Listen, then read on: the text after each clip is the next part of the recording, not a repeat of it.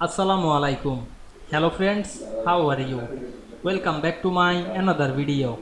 In this video, I am going to show you how to add description to a picture in Microsoft Excel. Let's get started.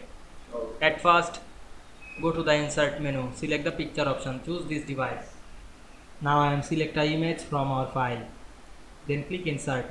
Now we can see here a image. Now we want to add the description or another text. Click right button, go to the view alt text option, and we can see here the dialog box to add description or another text. Click right button and paste the text. Then close the window. Then click right button again and view the text. Now we can see we add description to image in Excel very easily. I hope you enjoyed my video. Please like, comment, share and subscribe my channel. Thanks for watching.